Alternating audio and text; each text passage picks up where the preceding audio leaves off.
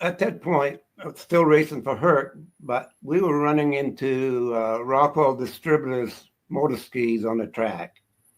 And after beating their sleds, Bob Morrill, the president of Rockwell, approached me to see if I would go to work for him, and which I did, because the job entailed racing, number one, and being a salesman in New Hampshire and Vermont.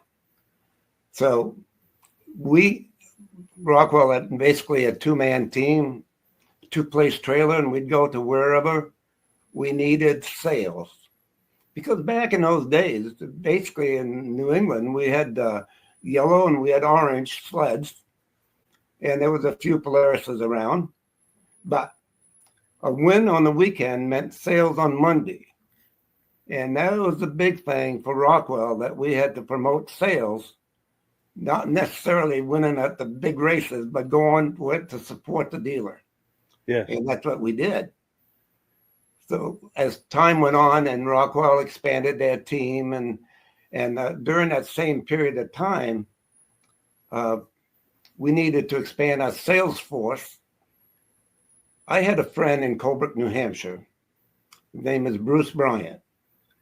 And I had known him for a number of years. He was also my local barber. And every week, whenever I went in for a haircut, we talked about racing because he had a sled and he liked to race. So Bob Morrill said, why don't you ask him if he would like to race for us and be a salesman? So Bruce came on board with for sales and racing.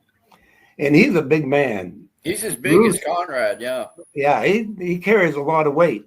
No, is this Bruce here from back in the day? Right there.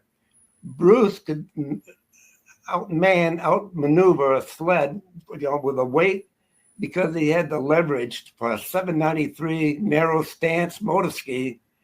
He had the weight to keep that thing down on the ground, where I could not. And then shortly thereafter, we hired a good friend of mine from the past, was Dave Pickard, to come to work for us. I've got images of him too. Let me find one. One older one of Dave, yeah. And then here's a lot of snowmobile dealers will know Dave and Dave's name because so he came to race for Rockwell, and it wasn't long that Timberland approached him to race for Timberland.